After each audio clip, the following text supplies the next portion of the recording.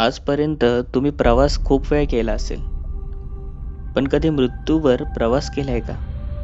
तर चला पाहूया. पुणे एक शेवटचा प्रवास. पण आपण आपल्या चॅनलला सबस्क्राईब केलं नसेल तर सबस्क्राईब करायला विसरू नका. बेल नोटिफिकेशन नक्की दाबा.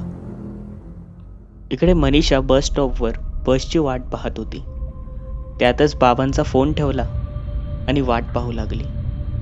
12:30 वाजले होते. सगळीकडे काळा अंधार हा पसरला होता आणि अचानकच बसचा हॉर्न ऐकू येऊ लागला. तसं मनीषाच्या जीवात जीव आला.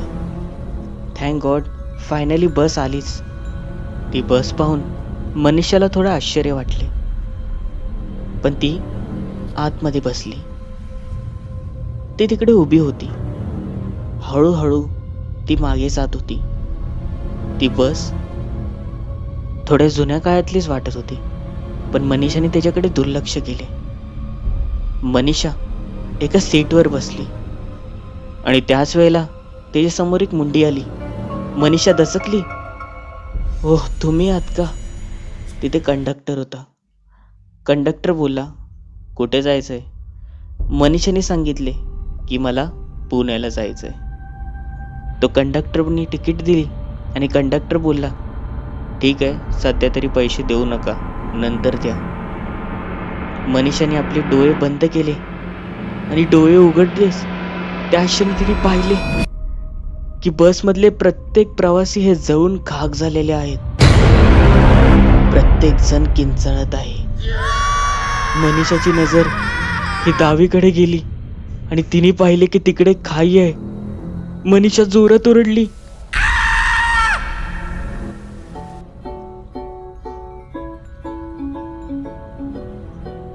इकडे दुसऱ्या दिवशी सकाळी सोनाली, अरविंद, ऋषभ आणि रोहिणी हे चौघं आपल्या कॉलेजच्याच कट्ट्यावर बसले होते.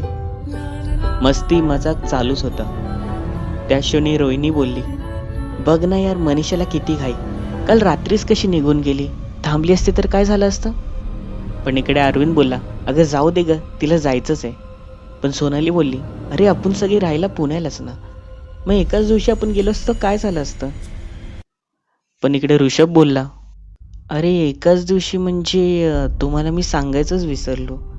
ॲक्च्युली आज मला पण जावं लागणार आणि मी चाललो तर रोहिणी तर येणारच ना.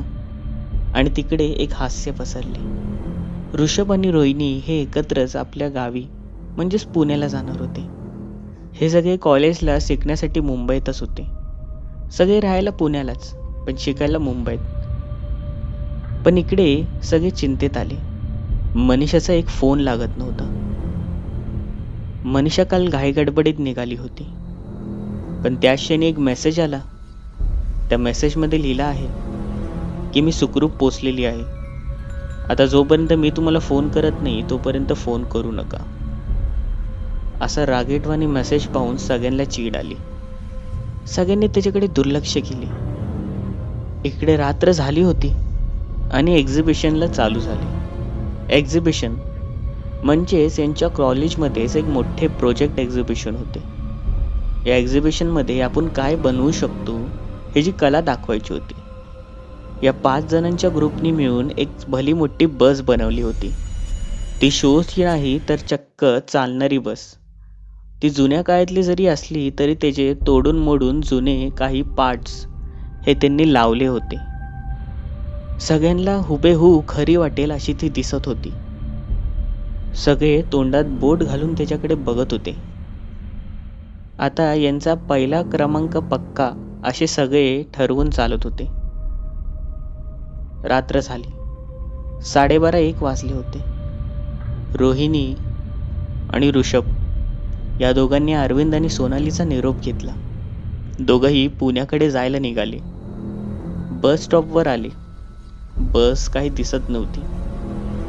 यांना दुसऱ्या दिवशी काही करून पोचायचे होते. घरी काही कार्यक्रम होते.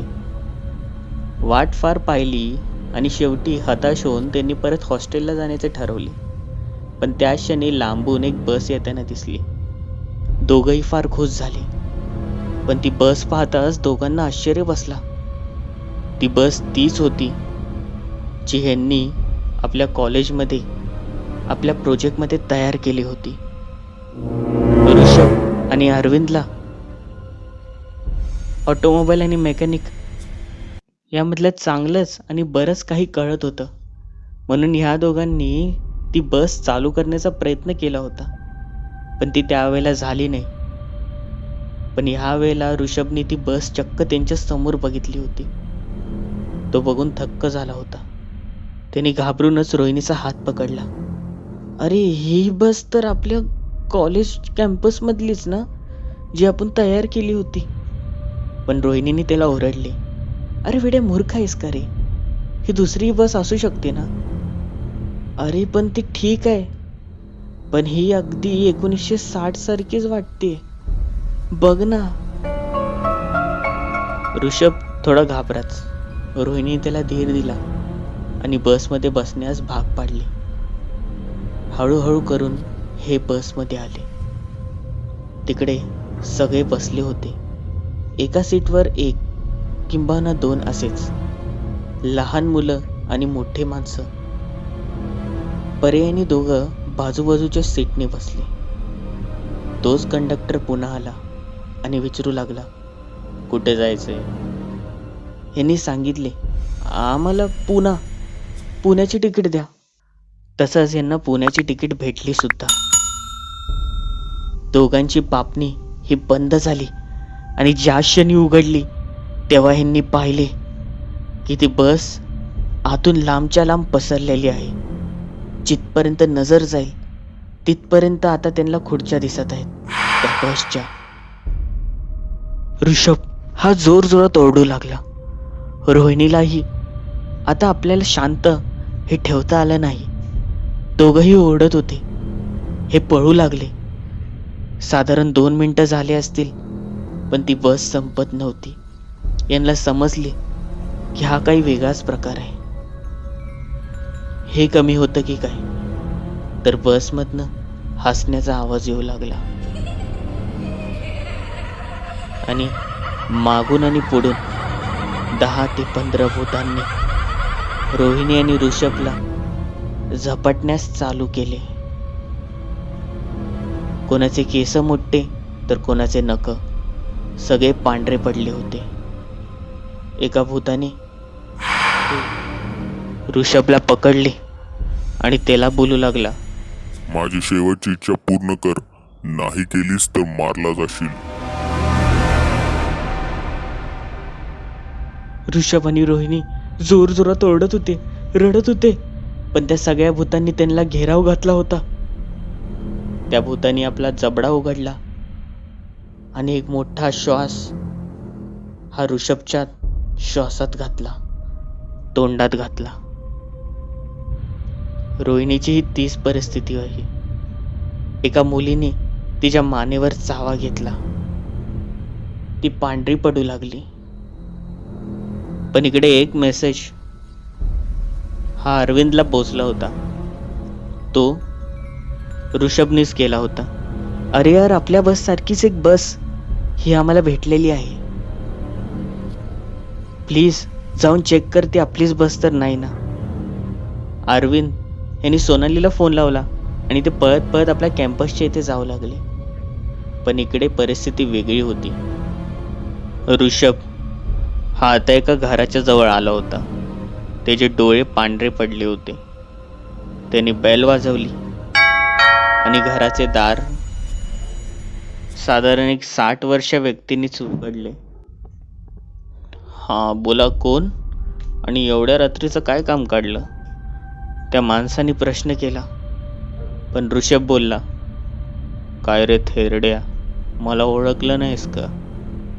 मी तोच तुझा 40 वर्ष आधी गेलेला दुश्मन आत्माराम. हे ऐकून तो समोरचा व्यक्ती स्तब्ध झाला. त्याला काय बोलायचे समजत नव्हते. तो बोलला, ए निघ निघ, चल, काय पण काय बोलतोस? पण ऋषभनी त्याचा गळा दाबायला चालू केला आणि गळा दाबताना तो बोलू लागला, थेरड्या, तुझ्यामुळेच मला ते घर सोडून जायला लागले आणि ते माझी अखेरची रात्रच ठरली. ती रात्र जर माझी अखेरची ठरली नसते तर मी जिवंत राहिलो असतो. तुझ्यामुळेच मला ते घर सोडून जायला लागले. अजून 15 दिवस दे बोललो होतो ना, भाडं दिलं असतं, पण मला गावी तू त्याच दिवशी पाठवलं. आणि गळा चिरण्याचा आवाज आला. ऋषभनी तो गळा चिरला होता, पण तो मुळात ऋषभ नसून आत्माराम होता, जो बसमधलाच एक व्यक्ती त्याच्या शरीरात प्रवेश केला होता. ऋषभचा चेहरा पूर्णपणे लाल झाला होता. इकडे रोहिणीनेही तिचा एका बदला पूर्ण घेतला होता. तिचा म्हणजेच तिच्या शरीरामध्ये असलेला एका आत्म्याचा. पण इकडे ऋषभला सहज जाग आली आणि तो रडू लागला. तो रडत रडत बोलू लागला, हे माझ्यावर काय झालंय? तो पळत पळत आपल्या कॅम्पस जवळ जाऊ लागला. त्याला आठवले की तिकडे अरविंद आणि सोनाली येणारच होते. त्या बस जवळ तो आला. तिने ती बस बघितली आणि थक्क झाला. त्याच्या समोरच अरविंद आणि सोनाली उभे होते. तो बोलू लागला, अरविंद, सोनाली. पण अरविंद आणि सोनाली इकडे चर्चा करत होते. बघ ना यार, वेडा आहे का काय? काही काय बोलतो तो? मला बोलतोय की आमची बस तिकडे दिसली. कसं काय शक्य आहे? ही बस तर इकडे आहे. दोघं चर्चा करतच होते आणि तो तेवढ्यात मोठ्याने बोलला, काय बोला, हा कधी कधी येड्यासारखाच करतो. तोच ऋषभ.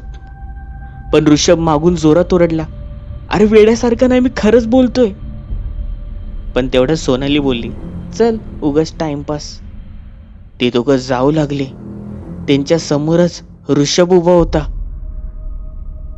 सोनाली आणि अरविंदने आपली नजर पुढे टाकली. ते ऋषभच्या जवळून आले आणि ऋषभला आर पार करून गेले. ऋषभला ते दृश्य हे भयंकर वाटले. त्याला समजून गेले की तो हे जग कधी सोडून गेलेला आहे. पण क्षणभरातच तिकडे अंधार पसरला. तिकडे रोहिणी आली. रोहिणी बोलू लागली, हे बघ ऋषभ, आता हे जग आपले नाहीये. आता ही बसच आपल्यासाठी कायमचं ठिकाण आहे. चल माझ्यावर. ऋषभनी लाख मना करून सुद्धा शेवटी सगळ्या भूतांनी त्याला तिकडे नेले. दुसऱ्या दिवशी सकाळी सेम मेसेज हा अरविंदला आला, आम्ही दोघं सुखरूप पोचलेलो आहोत. तुम्ही या आज रात्री. आणि तिकीट ठरल्याप्रमाणेच ते देखील त्या स्टॉपवर आले. पण मुळात सोनालीमुळे त्यांना उशीर झाला.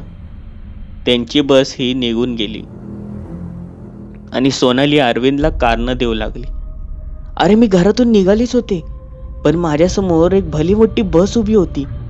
तिनेच माझ्या गाडीला लेट केलं. अरविंद चिडला होता, अरे गप यार, तू पण काय असं बोलतेस? आता आपल्याला कोणती बस भेटणार? यांच्यात बाचाबाची सुरू होती. हे बघा, शांत राहा सोनाली. वातावरण पेटले होते. पण अचानकच लांबून 2 हेडलाईट दिसले. ते हेडलाईट ह्यांना आशेचं किरण वाटू लागले आणि जवळ येता समजले की ती एक बस आहे. दोघंही खुश झाले. तिकडे स्पष्ट लिहिलं होते, मुंबई ते पुणे. हे दोघंही ती बस जवळ येताच काही न बघता आतमध्ये चढले. पण चढताना त्यांना नंतर समजले की ही तीच बस होती ज्याबद्दल रोहिणी आणि ऋषभ बोलत होते. त्यापेक्षा भयंकर ही तीच बस आहे जी आपण आपल्या कॅम्पसमध्ये बनवलेली आहे. दोघांनाही आता भीती वाटूच लागली होती. पण आजूबाजूचे दृश्य पाहिले आणि मनात समाधान झाले.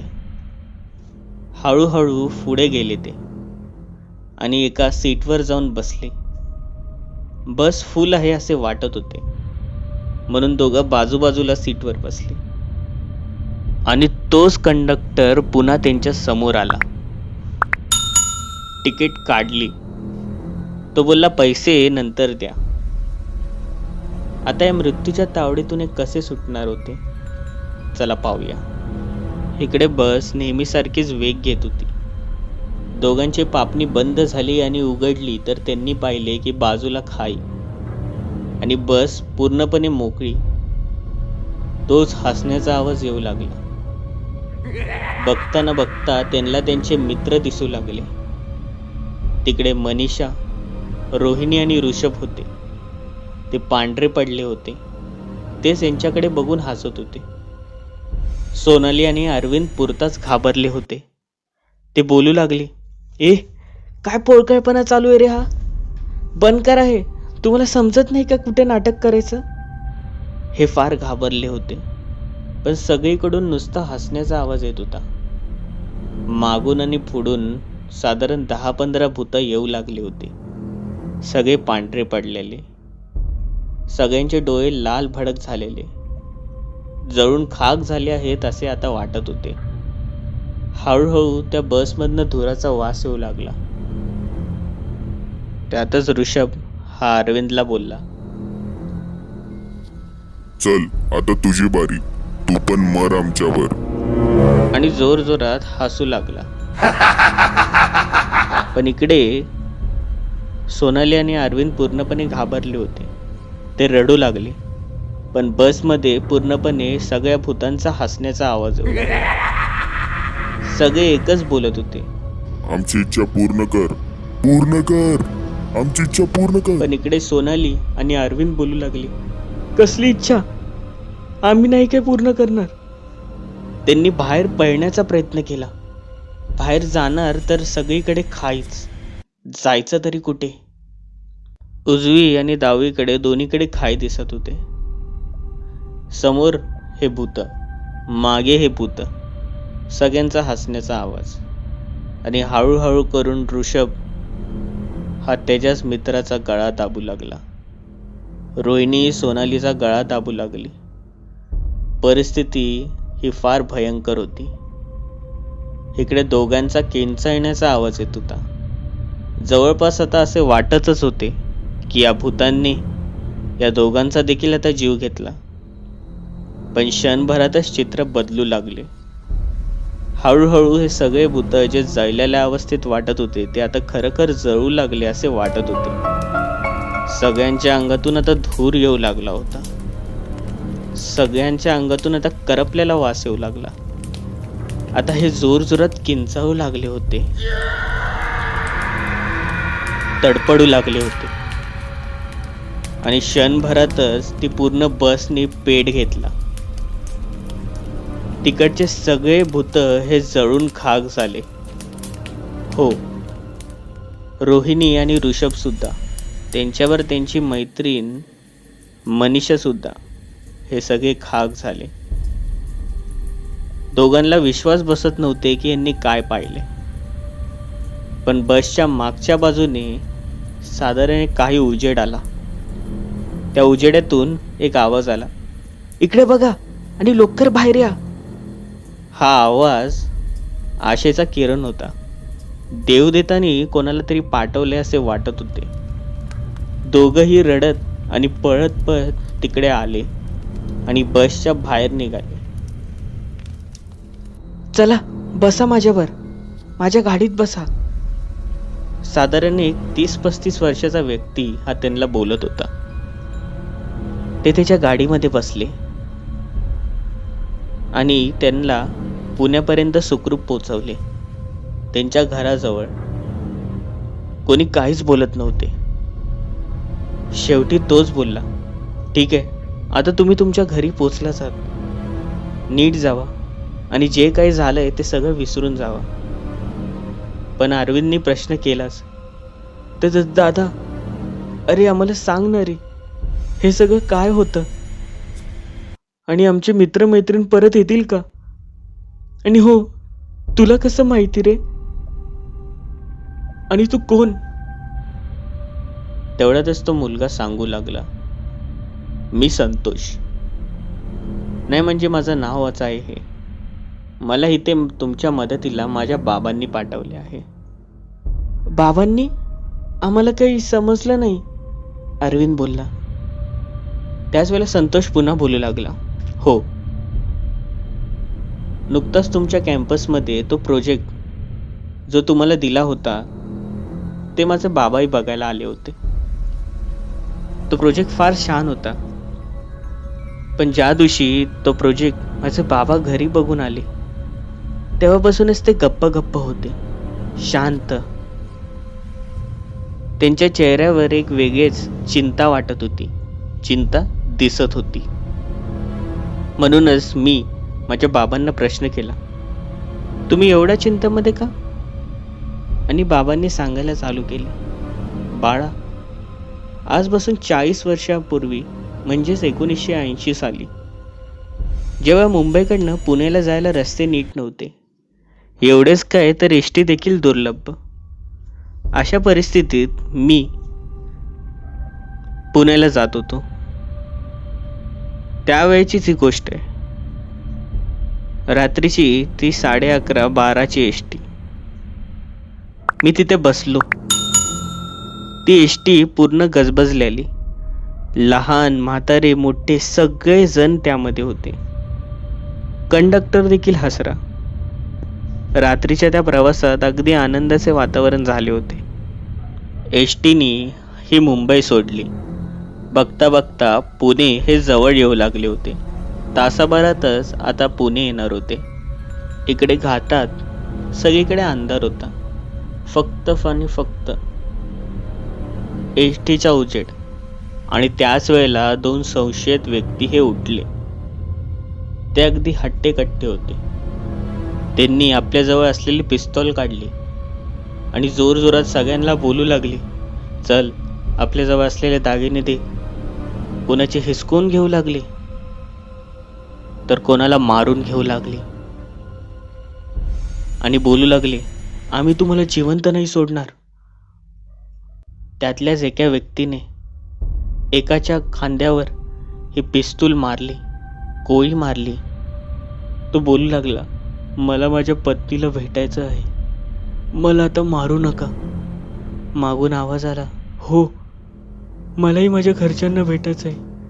माझी अधुरी इच्छा राहू द्या, मला पूर्ण करू द्या. बसमधनं सगळीकडे आवाज येऊ लागला, जाऊ द्या, सोडा. ते दोघंही फार चिडलेले होते. एकतर चक्क बस ड्रायव्हर जवळ गेला. त्याने आधीच त्याला पिस्तॉल लावलेलीच होती, बस थांबवू नको. त्या रागाच्या भरात त्याने त्या बस ड्रायव्हरलाच मारले. बसचं संतुलन हे बिघडलं आणि त्या घाटाच्या दरीत ती बस दरीत कोसळली. बसमधले प्रत्येक व्यक्ती हे जळून खाक झाले. फक्त एक व्यक्ती राहिले, ते म्हणजे माझे बाबा. त्या बसचा काही शिल्लक भाग हा तुम्हीच चोरून आणला होता ना? अरविंदने आपली मान ही खाली नेली. माझ्या बाबांना संशय आलाच होता बाहेरचा काही भाग बघितल्यानंतर.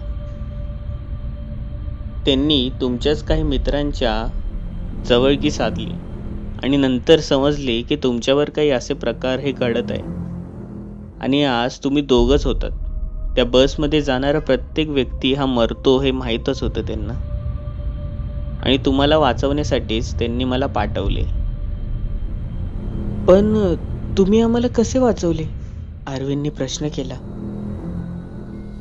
तो बोलला, सोपं आहे. ती बस जळून खाक झाली होती. त्या बसमधल्या प्रत्येक व्यक्तीला म्हणजेच त्या भूतांना आगीची भीती वाटत होती. तुमच्या बसच्या मागेच ही माझी गाडी होती.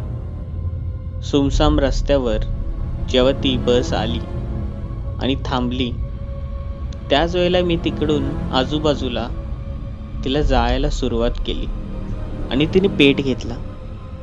विशेषतः मागच्या भागाला मी चांगले जाळले आणि माझ्याजवळ असलेल्या काही साहित्यांनी ती मागून फोडली आणि तिथूनच तुम्हाला बाहेर बोलवले. अर्थात ते भूत कायमचे गेले असे नाही. ते पुन्हा येतील, पण तुमच्या मागे लागणार नाहीत. आता जी ती एसटी जाईल ती त्यांच्याच मागे लागेल. आपण त्याचं काहीतरी समाधान काढूच. असं बोलताच अरविंद आणि सोनाली हे त्याचे आभार मानू लागले.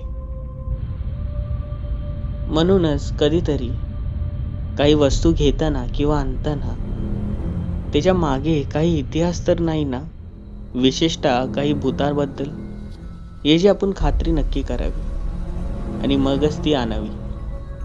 कथा कशी वाटली? आवडली असेल लाईक, नसेल आवडली तर डिसलाईक. तुमचेही काही कथा अनुभव असतील डिस्क्रिप्शनमध्ये दिलेल्या मेल आय डीवर मला नक्की सेंड करा. फेसबुक आणि इंस्टाग्रामला फॉलो करायला विसरू नका. भेटूया पुढील भागांमध्ये.